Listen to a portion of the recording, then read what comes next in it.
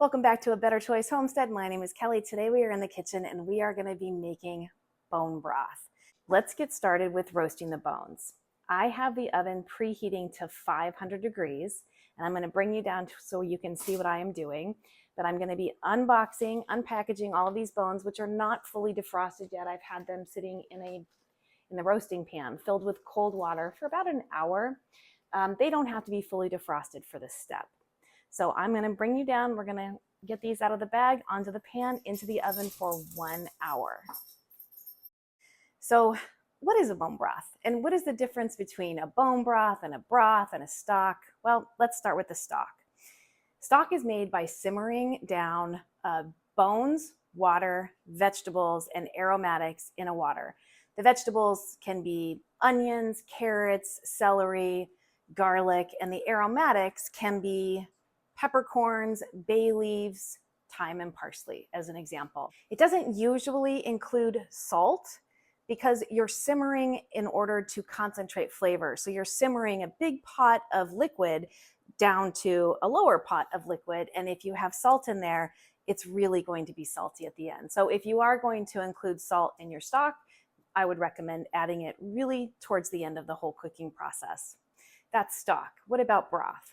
Well, broth is made by simmering down meat, sometimes fat, your vegetables, and your aromatics. So broth does not have bones in it. Without bones, there's very little to any collagen in the final product, and so it does tend to be thinner than a stock. All right, what about bone broth? The difference between stock and bone broth, because essentially they're both a stock, is that the bones that you're going to be using in a bone broth have been roasted ahead of time in the oven.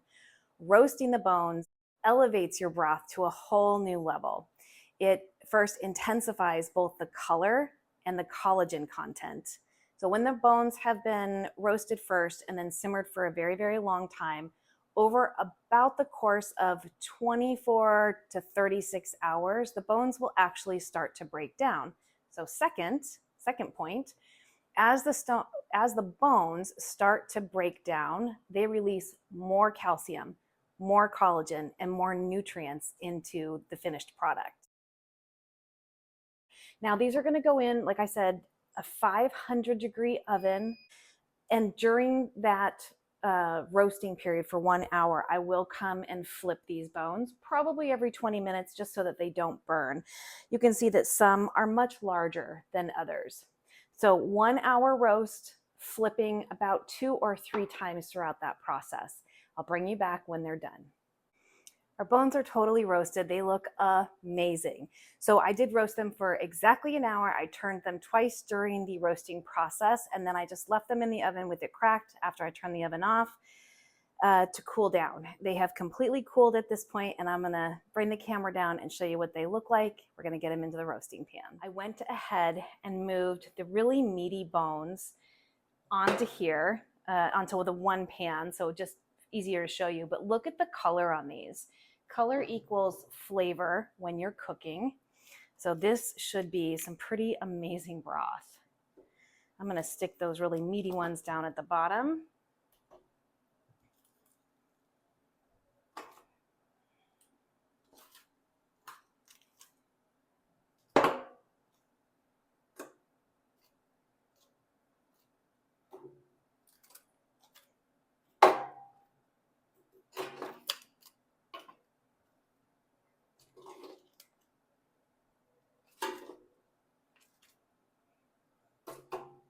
And here we have it. We have a roaster full of oven roasted bones that are gonna make the most amazing bone broth. I'm gonna put water in here, just enough to cover the bones, maybe a smidge over. I'll put a lid on this. It'll go into my roasting oven overnight for 24 hours. So tomorrow night I will come back, and at that point I will add the vegetable. I don't feel it's necessary. Since this is going to go for 48 to 36 hours, I don't really want the vegetables to turn into complete mush in my roaster. So I will add them at the 24-hour mark, and then from there, I'm just going to see how it goes. It might be another 24 hours, it might be 48 hours. In any case, we are going to end up with a beautiful, beautiful broth at the end of this process. Here is a look at our beef bone broth about 24 hours in. You can see that it is bubbling just a little bit. I've got it set at 200 degrees. I went ahead and skimmed off a lot of the big fat clumps. So I pulled those out just a minute ago. And I also skimmed off a whole lot of fat from the top. And I used that just using one of these strainers with a cheesecloth in it. I just dredged it over the top of the broth and immediately poured it into here. Next, we want to get our acid and our vegetables and our aromatics into this pot. So I am going to start with some apple cider vinegar, or ACV. And the reason that I'm going to add this now at the 24-hour mark is the bones are at a point now where they are about breaking down. And adding the acid is going to help draw all of the extra nutrients out of the bones themselves and the marrow that's being exposed. So that was probably 1/8 of a cup, just a quick little pour. It doesn't take much, and it's not going to impart an acid flavor into the broth, but it is a very important step in order to maximize the nutrients. I have just a bag of some onion skin scraps here. I'm just going to pour those right in.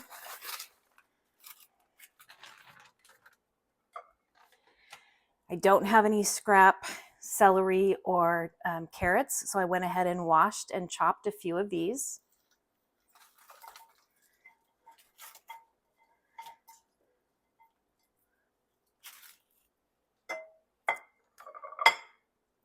I'm going to put in a few bay leaves. And I'm not worried about putting these into a bag because all of this is going to get strained. So we're going to capture all the little bits that we don't want into our broth. And we'll also separate the rest of the fat off of it when we're done as well. This is some parsley that I harvested last year. I'm going to put in a very healthy handful of that.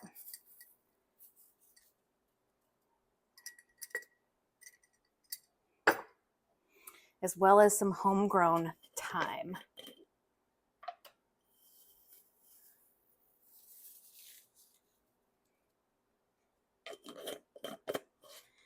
I'm going to give that just a little bit of a stir, just to get everything in there.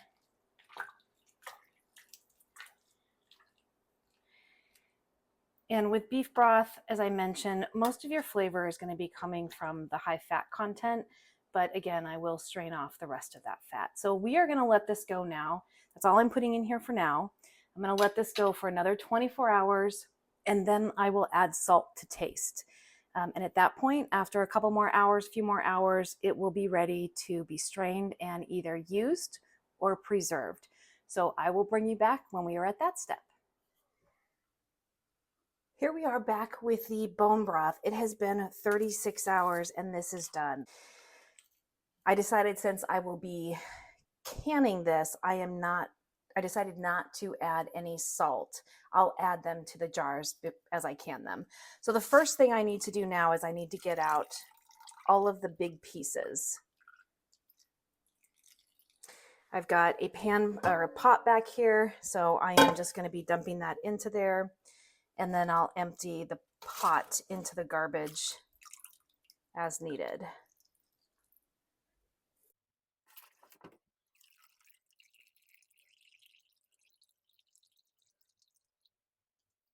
This is a 22-quart stock pot. So if it was filled to the rim with liquid, I would be canning 22 quarts of beef bone broth. But once I get everything out of here, and because this had reduced during the simmer, we'll get probably 10 quarts in all. I can process 7 in my Presto pressure canner, and that's what I'm going to use. I do have the largest All-American, but it's not range happy because I have a digital range and it kills my buttons. I can use it outside if I am using a propane burner, but I am not going to sit outside today to can bone broth. So and then I will freeze dry whatever remains after that.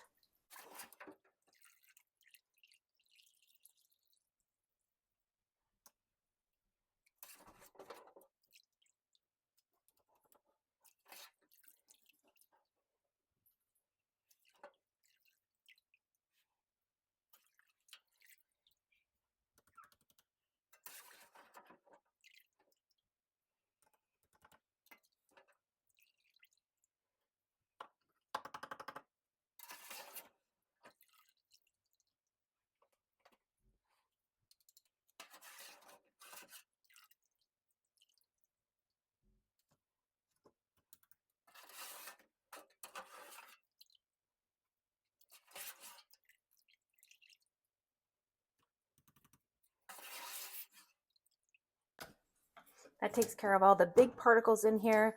And now I need to strain this through a fine mesh sieve with a cheesecloth. I've got a big stock pot here with a colander that sits on top. I'm going to line that with a cheesecloth.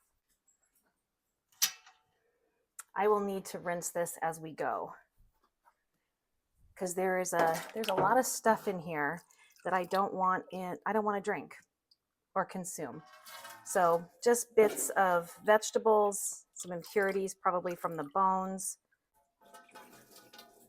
I'm going to get all of that out so that my bone broth is really clear and clean.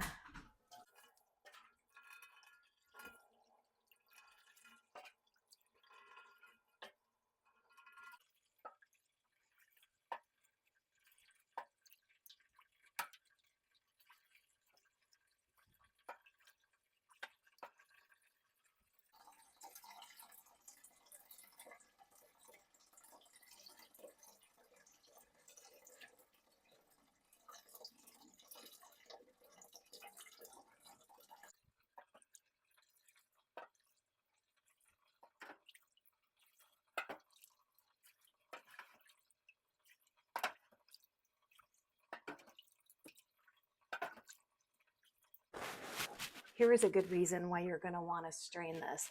Look at all the impurities that are in here. A lot of this is vegetables. Some of it is little bone fragments. Some of it is blood and fat from the bones that have been rendered down. So I am going to keep rinsing this cheesecloth until I get everything emptied. Put it back. I want to put it back the same side up as it was before because I don't want the impurities on the bottom going into the bone broth as it passes through the cheesecloth.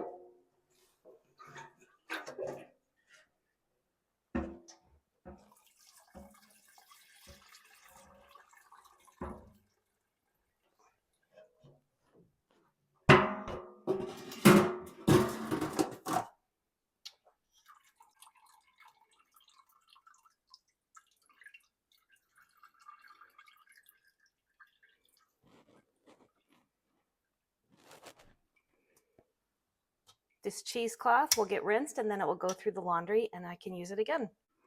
This is about a 14-quart stock pot from bottom to top. It is showing just a little bit under the 12-quart mark here. So I think that there's probably about 10 quarts in here. That's going to be perfect. I'm going to lose a little bit of volume when I bring this up to a boil in order to can it. So I'll do my 7 quarts and then I will just do the rest freeze dried. I'm going to get this on the stove and get it heated up so that I can start canning. So what you're going to need first is a pressure canner. There are different ones on the market. This is a Presto. There's also the All-American. There's digital pressure canners, but you do need a pressure canner. You can't use your water bath canner. You can't use a stock pot. It's got to be a pressure canner. First thing I'm going to do is I'm going to check over my lid. I am going to make sure that my gasket is still pliable and in good shape. I am also going to be looking through this hole on the inside to make sure that I can see out, which I can. We want to make sure that that is not blocked. Now, because this has a gasket, this is what helps seal it. If this was an All-American, I do also have an All-American, then it's metal on metal and you would have to oil the rim. But with this, we don't have to do that. So I'm going to set this aside. Well, nope, first I'm going to tell you about the top. So the top has a vent pipe here, and this is where I will put the pressure gauge on once it comes up to temp. It also has a dial gauge on here. Now I use a weighted gauge on here, so I don't have to use the pressure gauge. But if I was using the dead weight that came with this model, then I would be using the pressure gauge.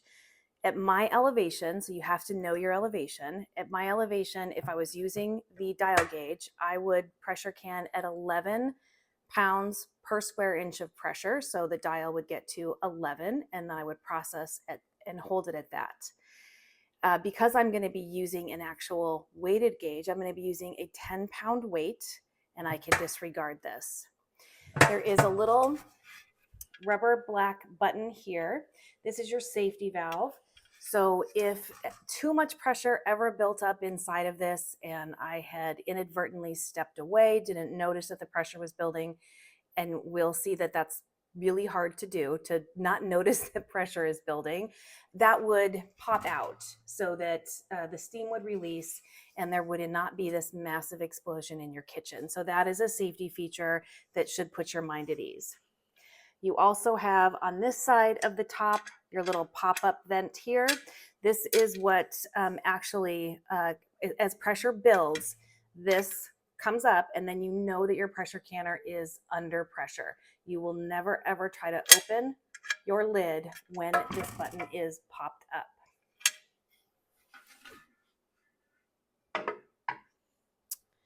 This pressure canner will hold 7 quart jars, and so that's how many I'm going to be doing today. There are 2 racks that came with this unit.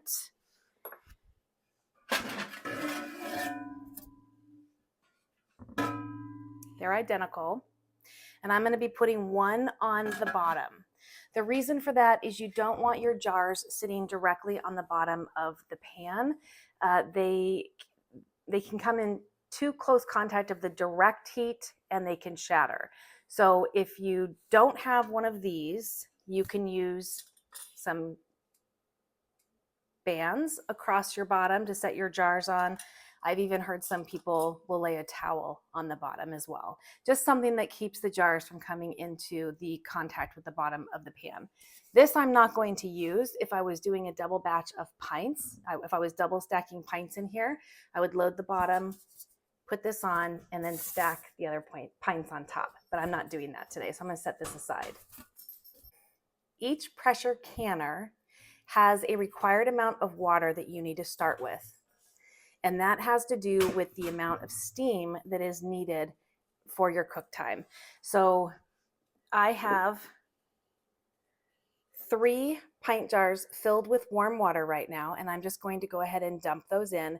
My pressure canner requires 3 quarts of water to start. I'm going to dump these in, get this out of the way, and then we'll go through the rest of the things that you'll need to get started.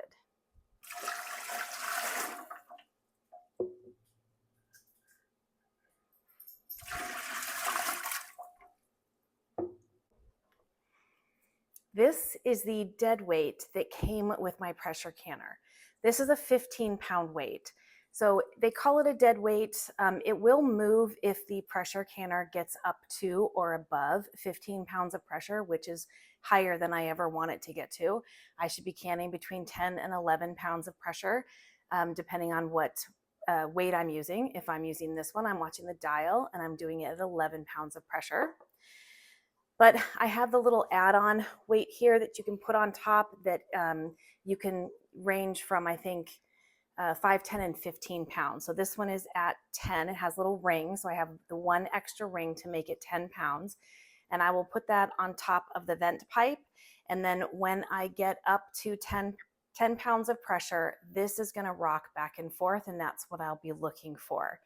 At that point, I'm not going to be paying attention to my dial gauge, because as this is letting off steam, the dial gauge is going to have a hard time keeping track of exactly how much pressure the pressure canner is under. So that is why you're not going to be paying attention to the dial gauge if you're using a weighted gauge. The other items that I have handy ready to go are my jars. I have 7 jars ready to go. They're washed. I have 7 rims ready to go, and these are the regular mouth. They fit right on here. I have 7 clean lids ready to go. I have my scoop to empty the contents from my pot into my jar. I have my jar lifter, so once the jar is filled with this very hot broth, it's going to be too hot for me to lift, so I will use the jar lifter to put it into the canner as well as to lift it out of the canner. I have a funnel, a canning funnel. So this fits nicely inside the jar and allows me to pour the broth in without spilling everywhere. I also have a debubbler tool. So this end of it is what you would go in and debubble things with. I don't debubble when I'm doing broth because I don't feel like there's any air pockets. If I was doing anything food related, substance related, then I would absolutely debubble. You want to make sure that you don't have air bubbles trapped at the bottom, because we're going for a specific headspace. And if you have air trapped at the bottom, that's going to adjust your headspace during the cook process. That could cause your jars to siphon. With broth, any type of broth that you're doing, you're looking for a 1-inch headspace. Headspace is the amount of space between the top of your content and the top of your jar. And this little tool will measure that for you. So the longest one here is 1 inch, and then 3/4, half, and then 1/4 inch. So as long as I know, if I put this on the rim of the jar and the bottom of this piece is just touching that liquid, then I know that I'm at 1 inch of headspace. I also have a little cheesecloth here. You can use a towel. And I have a little bit of white distilled vinegar. I'm going to pour some of this into my pot with the water before I get started. The white vinegar tends to cut down on the hard water, which can make your jars cloudy after the cooking process. So I'm going to dump just a tiny bit in my pot, and then I will use this in the white vinegar to wipe the rim of my jar after I pour the hot liquid in. This is beef broth. Beef broth has a high fat content. We want to make sure that there is no fat left on the top of that rim that could interfere with this rubber gasket here, forming a tight seal. You also want to take the opportunity to just check for any nicks and cracks as you're wiping your jars. I also have a 1/4 teaspoon, and I have some Redmond's real salt. I did not put salt in my broth as I was making the bone broth, so I'm going to be putting a 1/4 teaspoon of salt in each of the jars, and that's just going to impart a little bit of flavor. One thing to remember when canning is if you're going to be doing hot pack canning versus cold pack canning. With hot pack, you want to make sure that the stuff that you're putting into the jar is hot. You want to make sure that your canner is hot. If they're not the same, it could cause your jars to break. So this is a hot pack. I'm going to be heating my stock back up to a boil, and then I will be putting it into the jars. And while it's heating up to a boil, I will also be heating up my canner. I'm not going to turn the canner on super high. I just want it hot. I don't want it, boiling. So I'm going to start with the beef broth. I'm going to get that turned on and get that warmed back up. And as soon as that's ready to go, I'll show you how we get it into the jar. As you can see, my beef broth is boiling. I'm going to turn this down to a simmer. Want to keep it hot during this process. I also have my burner on for the pressure canner. I'm going to go ahead and pour just a little bit of white vinegar into that pot. Again, just need a tiny bit. And then I'm going to get the salt into my jars.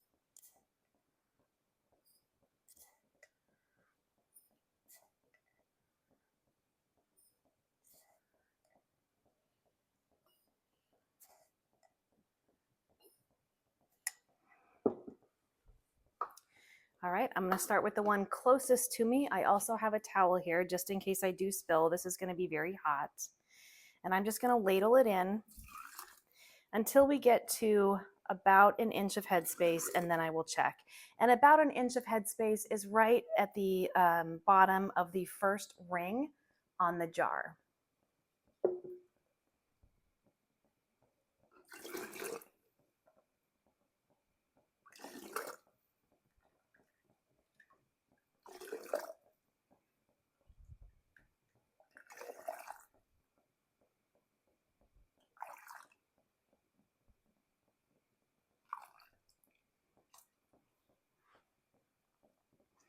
I'll move my funnel.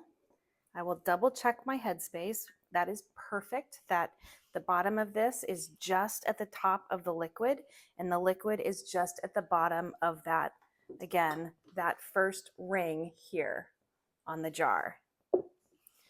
So I'm going to now take my cloth, get it wet with the vinegar. The vinegar is going to cut down on anything greasy. So if this wasn't something that had fat in it, I could wipe it off with water, but because this does have a high fat content, I am using white vinegar. Then I'm going to place a lid right on top and just center it on there. I'm going to take a band, put it on top. I'm going to turn it backwards or counterclockwise until it feels like it's settled into place. And then I'm going to just give it a turn it until, with absolutely no pressure, it doesn't want to turn on its own anymore. And this is very hot, so I'm going to grab it with this to show you. And then I'm just going to give it a tiny, tiny bit more of a turn. There, that's it. So this is what's called finger tight. You need to allow the steam to escape. And if the band is too tight, it's going to force itself to vent, and you're going to lose contents in the jar. So I'm going to go ahead and pick that up and lower it into my heated water over here in the pressure canner. Moving on to jar number 2.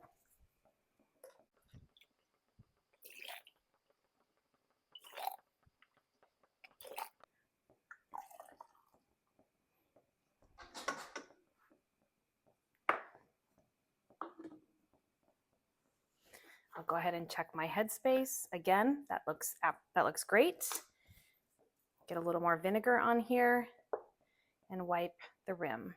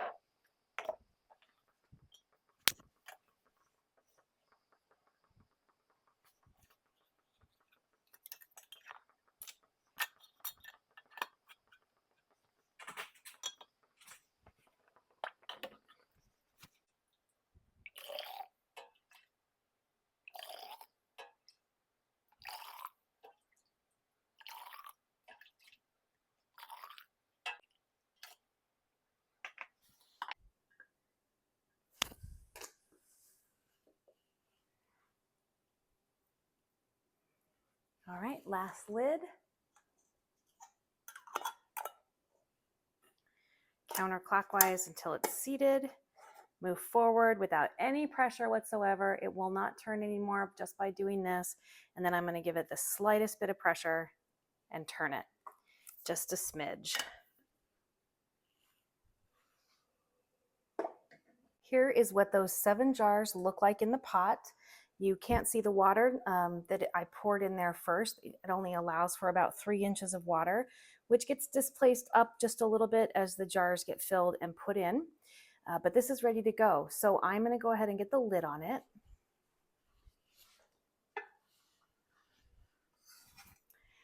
And I know to line up my lid with this arrow here. So there's this arrow, and then on my lid, there is also an arrow right here. So if I line those arrows up, then I can seal the lid. Now with the burner on, and it's not on high, I would say it's probably on medium to medium high. I'm gonna let this go until I see steam coming out of here, a rapid rise of steam that doesn't let up. Once I see that, I'll show you what that looks like. Then I'm gonna time 10 minutes. I want that to vent for 10 minutes before we move on to the next step. All right, in not too long, we have a steady stream of steam, as you can see here. I'm gonna now set the timer for 10 minutes. That part of the process does not change regardless of the canner that you're using. And you wanna be mindful of that time. We put 3 quarts of water in this canner. That's what's converting to steam. We don't wanna run our canner dry. So 10 minutes and we'll be back and I'll show you the next step. Our 10-minute timer has gone off and we still have a lot of steam coming out of here, which is good. Now, the next step is to put your weighted gauge onto the vent. If you have this kind, the weighted kind, this is going to now become what you're watching. If you have the dead weight, then you're going to be paying attention to your dial gauge. When we put the weighted gauge on top of the vent pipe and that steam can no longer escape, your pressure canner is going to build up pressure. And that building of the pressure and the water inside and the steam inside, that is what is going to get the contents of your jar to the right temperature for the right amount of time in order to make it shelf stable. So I'm going to get my weighted gauge on to the vent now, and then I'm just going to wait. I'm going to wait until this starts rocking, and then I know it's at 10 pounds of pressure. If I was using the dead weight, I would be watching this very, very closely until it got to 11 pounds of pressure, and then we would set our timer. So meat broth needs to be processed for 25 minutes once it gets to pressure. So when this is doing what it's supposed to do, I'll show you what that looks like. As you can see, my 10-pound weight is now jiggling. That means that we are at 10 pounds of pressure. The dial gauge is showing that we are just over 10 pounds of pressure, but I'm not paying attention to this. I'm only paying attention to this. For the next 25 minutes, I want this doing exactly what it's doing now, a nice soft jiggle. It took a while to come up to pressure. That's because I did not crank the heat up on my stove. You don't want a rapid temperature change or pressure change to happen. You risk cracking your jars if you do that. So you're going to have to play around with your stove and figure out where that sweet spot is that brings it slowly up to pressure and holds, holds the pressure. For me, I would call that a medium heat. So I've got the timer set for 25 minutes. I'm going to be listening for this jiggle the whole time. If it stops, it means the pressure has gone too low and I have to start over again, bring it back up to pressure, start my time over again. But as long as I'm hearing this sound throughout, we are good to go, and I'll bring you back in 25. 25 minutes has passed, so I am now done pressure canning. However, I don't want to just shut the stove off. Some people probably do. I don't want to create, again, that jarring change in pressure and temperature inside the canner and risk cracking my jars. So at this point, I'm going to turn the heat down, cut it by about half, and I'm going to give that 5 or 10 minutes. This is going to drop pressure pretty rapidly because I turned the heat down. And then in 10 minutes, I will turn it all the way off. Then it's going to take a while for this to come all the way down to pressure, and or for this to, well, this will stop moving when it gets to under 10 pounds of pressure. So now what I'm looking for on the dial gauge is it going to 0 and this button popping back down so that the contents are no longer under pressure. Our canner is completely cooled down. Our little stop valve is down. The pressure gauge is at 0. So I can release the vent and you can see that there is no steam coming out. So this is done. Now I'm just going to crack it a little. Oh, always open the lid away from you because that steam is hot.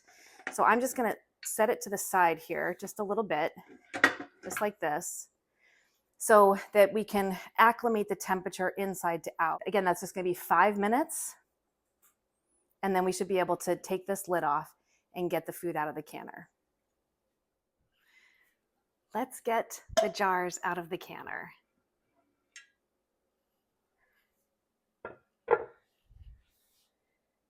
Looks like we did have a little bit of siphoning, and the jars are still hot, very, very hot. I'm actually gonna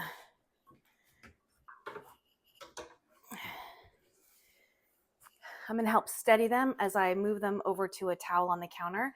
I want to put them on a towel because the counter is cold. Again, we're trying to avoid that shocking temperature change. So I'm going to lift the jar straight out. Even if there was water on the top of these jars, I would not tilt it to get the water off. I want to keep them as steady as possible, and they are piping hot.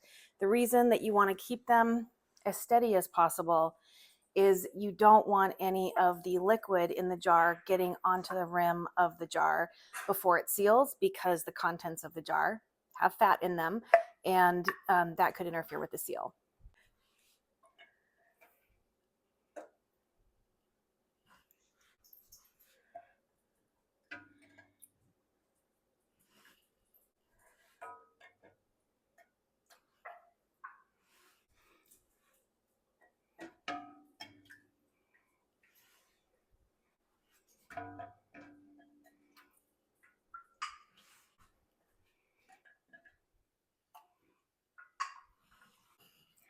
You can see the contents are still bubbling. The jars are still super hot.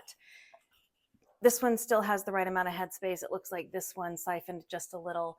Maybe this one siphoned just a little. And I could actually hear that happening when I cracked the lid on the pressure canner. I should have just taken the weighted gauge off of the valve and let that sit for 5 or 10 minutes before I even cracked the lid.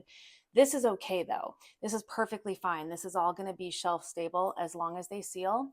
And it looks like every one of them has. The button has popped down on all the lids, so I think we're good there. The last and most important step here is to make sure that these guys sit on your counter undisturbed for 12 to 24 hours.